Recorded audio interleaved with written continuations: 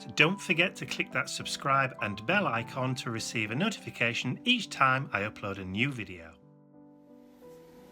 Hi everyone, it's Mike here. So today I was going to do, am going to do my second page in my little rogues gallery. So this is going to go on this page. So previous page was all very kind of browns and greens, whereas today I'm going to go blues. So this is the background paper that I've chosen. It's another one of my, or another design from William Morris. This one's got sunflowers in it. It seems to be a theme running through. I'm obviously desperate for spring and summer to start. But yeah, that's the pattern that I'm going to use for my background. Now, when I originally thought about doing page 2 for February, my rogue that I was going to use was going to be this rather handsome chap. Now, this is a photograph of one of those mug shots from a police station from around about 1923. Well, that's the date that it says on it anyway. There's that one, and I've also got the side one on his side view as well. So, but I thought that would make a really nice page. Lovely photo. Until I was going through and I found this piece of ephemera, which is kind of like, shows you the components and bits of a typewriter. And that was in my Tim Holtz Urban set. And then I remembered in my collection I had this photo. So I'm going to swap it. Now the reason I'm swapping the photographs over, because I don't know who this chappie is. No idea, there's no name on it. This chappie, I do. And there is a resonance with a typewriter because this chappie is an author and a poet. This is Jack Kerouac. This is the photograph. This is his enlistment photograph. So this is the photo that was taken when he joined the military. So this must be his military number.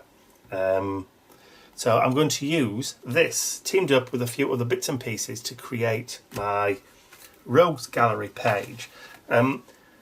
Because there are already numbers on the bottom there, which are those kind of like turn dial things, I don't think I'm going to put any numbered strips or washi tape on this one.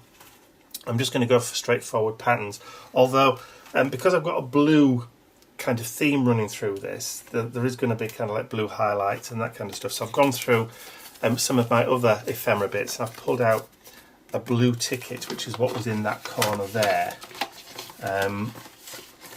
Just trying to, I'll just show you it anyway. Which is that one. So that's in Edinburgh. Blair Gowrie to Edinburgh. Caledonian train, second class. So yes, so we're definitely going to do a blue kind of theme, but obviously I'm going to distress the living daylights out of all of this before doing anything. So let's grab my distress ink and then I'll just start to go around the edges.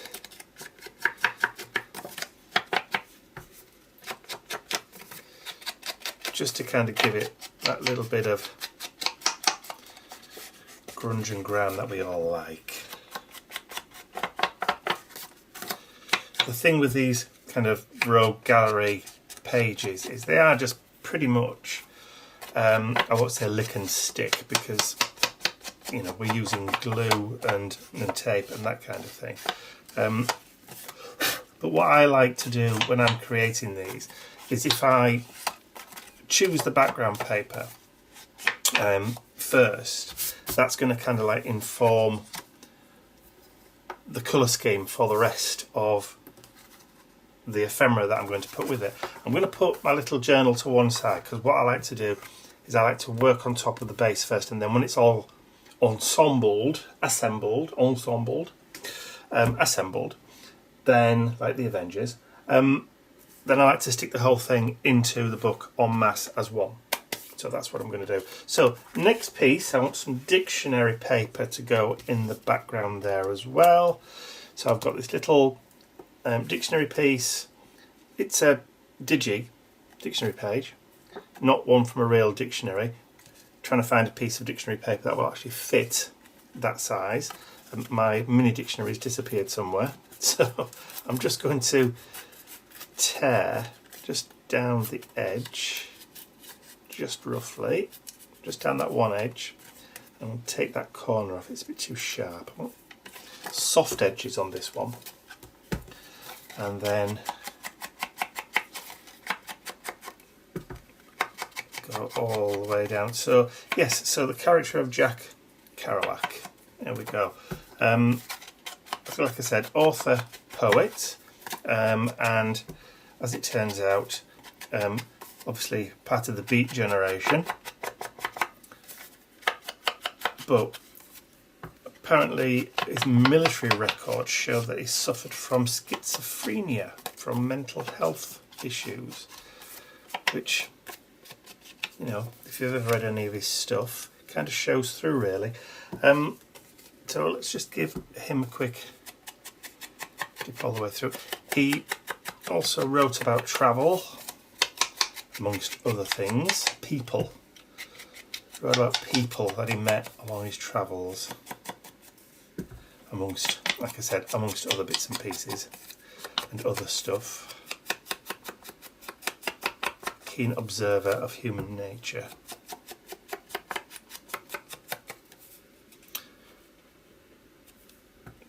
Okay, so we've got, it's going to go on there. Not straight away, I want to bring in that typewriter piece.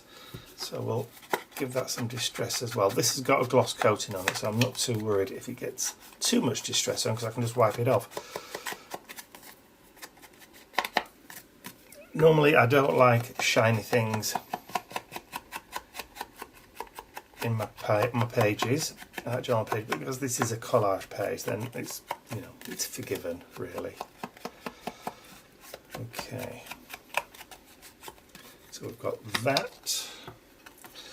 So I'm going to stick that over there like so. Bring it up, bring that down. Just offset them like that, and then I can bring in a few other little pieces. So we've got a little like invoice ledger kind of piece of ephemera, just a little piece. So again, go around there.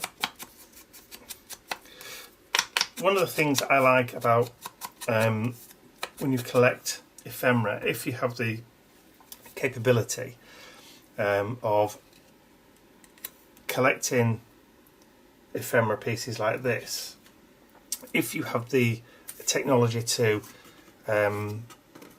scan them, you can then reduce them to fit whatever kind of project that you're doing. So they become so much more useful because A, you're not using them up because you've always got a copy to play with, but you can resize it when you're printing it to whatever size, 50%, 20%, to fit any kind of project, which makes choosing what you can use or what you want to use in your collages or in your clusters, it makes it so much easier, because you can think, right, well, I need something to go in that top right hand corner, what have I got? And you can basically just resize something down to fit, which makes things so much easier to do. Okay, so I'm just kind of laying things down where I think I want to put them. Again, little mini postcard. So this is one of those items where I've got a scan of, and I can just resize it to fit whatever I'm doing, because it's got a little bit of a blue tone to it, bluey green tone. It's going to fit nicely with what I want to achieve for this page. Okay, so that's going to go down the side there, I think. And of course we've got some washi tapes and stuff. Now then, washi tape. Washi tape is obviously tape on a roll that's adhesive that you can just put down, tear off, and it's good for embellishments, it's good for creating nice kind of strips and dividers, pops of colour, that kind of stuff. But if you don't have any washi tape, obviously you can just use any kind of patterned or coloured paper that you want. So this is just some blue polka dot paper that I just cut into small strips. Now I can either get some double-sided tape like that, just lay it on, and then just tear off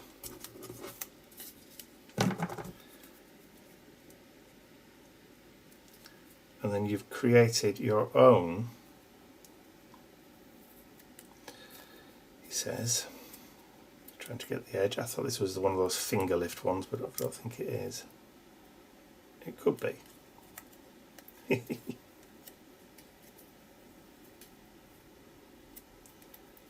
There we go. So double-sided tape, and you can create your own washi tape just by using either double-sided tape or just glue it. You know, it's not kind of nobody's going to say to you, oh, you haven't used real washi tape, are they? Nobody's going to know. Okay, so I've got this little piece as well, but I don't know whether I want to use it now. It's starting to get a little bit busy. Hang on. Some schmutz on Jack's face there. No, I don't think I'm going to put any other large pieces on there. Okay, I think it's about time we started gluing some bits down now, so we'll get in. I thought that was bits of distress ink, but it's not. It's actually in the pattern. You're wiping it off when there's nothing there. Right, glue. And again, I'm not going to put the glue right up to the edge, just in case I decide to stick anything underneath, just to tuck under. But it also gives me a bit of dimension, which is fine. So we'll put that over to this side, create a nice little border. Then we'll take that piece. Didn't really need to pull that, tear it and distress it, did I? Because I'm just covering it up now. Well, I know it's there. I know it's there. Put it all the way around. We do things by auto process, don't we? We just automatically rip, tear, distress, and then suddenly find that we don't actually need it. There we go. So there's the first two layers.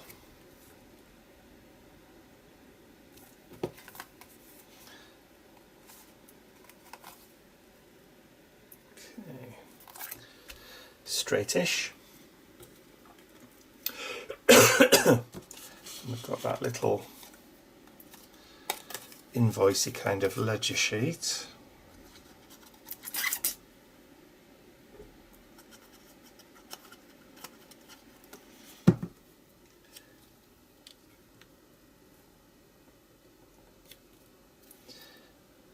There we go. There's a lot going on this one, I think. You see those little black dots? I thought that was bits of foam from the sponge, because you sometimes get them. Look, you see. I'm trying to wipe away nothing. A mark on the paper.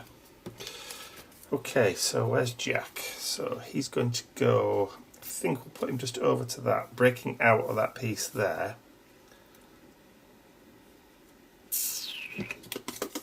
And then we can bring the postcard in.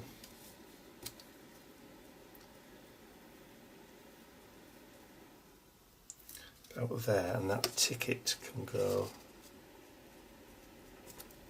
It's all about the angles, it's all about these corners and clusters there. So I think that's going to be about right. So what I might do is actually put the glue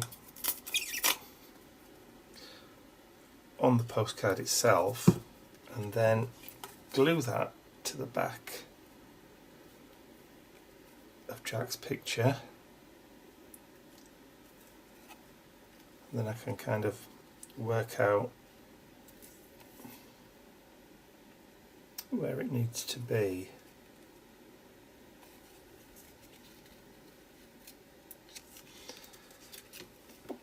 Yeah, so it's going to have to go about there, isn't it? Yeah. That's going to leave us a bit of space to go about, put something down there as well. So let's stick that one on there. Again, just a little bit on the bottom. That'll do.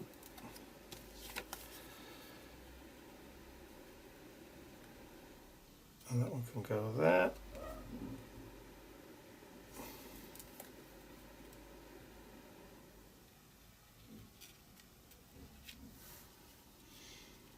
Okay, so could do with a little bit of tape, kind of tape effect. So this is just a piece of pattern paper cut down into a thin strip, just like washi tape, but it isn't, it's just paper. Like I said, you can add glue to it, you can add double-sided tape to it. Nobody's going to know you've not used real washi tape at all.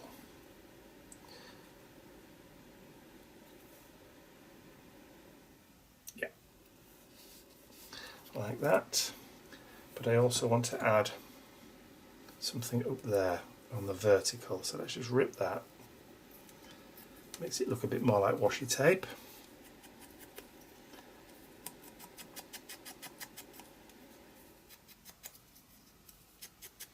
And I think about all those rolls of washi tape that I bought and I've got sat in a tub somewhere. You don't really need to buy them, you just make your own. It's like most things, isn't it? We've got paper pads and pattern pads and that kind of thing. Most of them we never use. So why not? Right, so if we stick that one down there, that one's over the top, and then we can bring these clusters in like that. Yeah, just take that over a little bit there. Yeah, I'm liking that. So let's put some glue on the back of this lot now. Looks like a cluster with a cluster.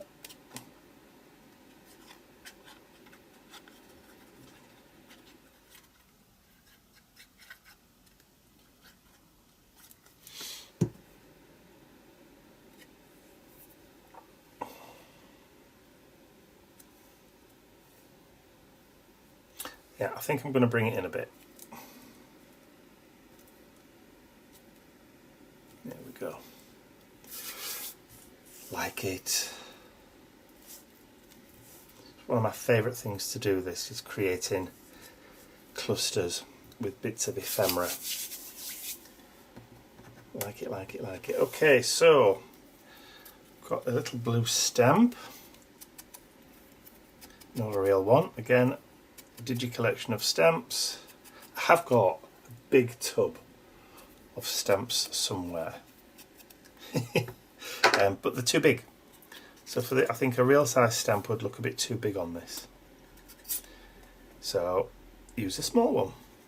Again, another excuse to scan stuff. I think bottom corner over there. Just to continue that pop of blue, even though you've got the blue all the way around, it just helps. So a bit blue, blue, blue, blue, so you just like follow the eye around. There we go. Like it. So the last thing to add then, now bring my original one back in. So we've got little strips with numbers on. I know there's one here with Jack's number. On this sheet I've got 01, 021, so this is number 1 for 2021, so January 02, 1. So I did say that I was going to kind of number these. So this one is going to be 02, 021. So I've already printed that off when I did the other bits of ephemera with the number on. And I want to stick that about there, but obviously it's going to cut into his face a little bit. So I'm going to just snip it down.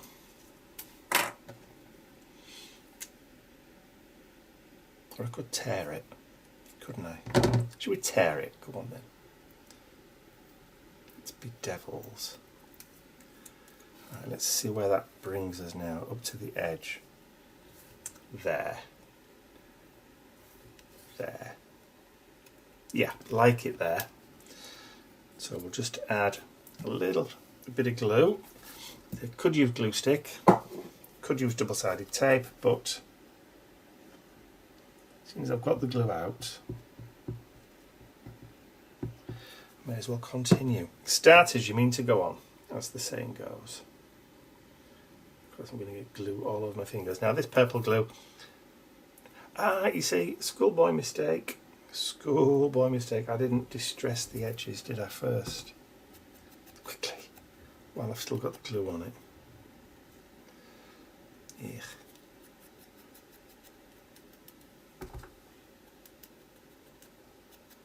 There we go. At least said soon is mended. Right. Call that were fiddly. Right, let's pop that down so it cuts into the corner. And I was just going to say, this is the type of glue that when it dries, it goes completely clear.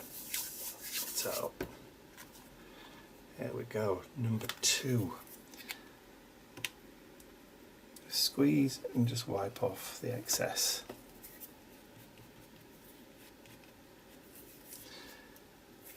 Okay, just make sure I get it straight. It was near as damn it anyway. That'll do. Okay, so ink can go away.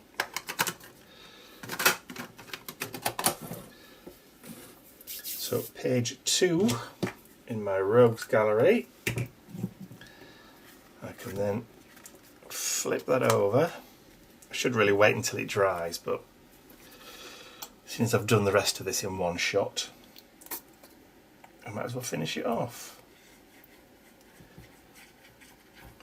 Around the edge, around the edge. Like I said before, I'm not going to put it right the way to the edges. I don't mind if they peel up on the edge. It just adds a bit more interest into the journal or into the book once it's done. Of course, the pages is wrinkly a bit now because of the glue from the previous page. So I'm going to have to push this down and position it onto the page, and then probably put some weight on it just to hold it down. So I need something heavy. Pots of gesso, they'll hold it down. Bit of glue in that corner, bit of glue there, that's going to hold it. So I probably will have to leave that for 5 or 10 minutes and then come back. So I'm not going to do it all in one shot, in one take, which is a shame, but I'll see you in a minute. It's been about half an hour since I weighted that down, so that's all now all dry. So page 1, page 2, but I kind of thought to myself, I wonder what that would have looked like if I had have used that original 1920s. So while I was waiting for the glue to dry, I did a second one, but just slightly changed it up. Just use a few different pieces of ephemera just to see what it's going to look like. So I might actually just stick that in with it. Again, same background, same dictionary piece, just a few other bits and pieces, and I still left it at 21. So I'm going to stick that one in as well. So we've got a kind of like a double page.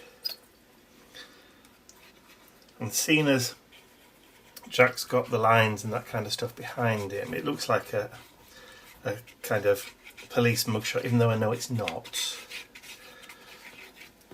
It kind of does kind of all fit, so it's a double whammy, 2 for 1 on this one. Again, there are extra pages in this journal that I knew that I probably would do more than one. Need some clips just to hold that down at the edges. I knew that I'd probably do more than one version. On some months, just around the edge there, just hold it and flatten it till the glue dries. See, that's just needs holding down there. Guess I'm going to have to leave it again, aren't I? Good if I made a cup of coffee. So there you go. They're now pretty much dry. They're just lifting a little bit from the edges, but that's fine. I don't mind that little bit of texture on the page. So, bit of a bonus, 2 for 1 today. So you saw me create this one, but this one was done exactly in exactly the same way. And literally took 5 minutes to put together. So it just seemed fitting that I stick them both in together on the same page because they're both February's. So yay, double whammy. So I hope you enjoyed watching me do that one. If you did, please remember to give the video a thumbs up, share the video with your friends, and if you haven't subscribed to my YouTube channel already, so you don't miss out on the rest of the ones in this channel, then you can just click that subscribe button at the end of the video. I nearly forgot what I was going to say then. That's all from me for now. I'll see you all again very, very soon. Bye for now.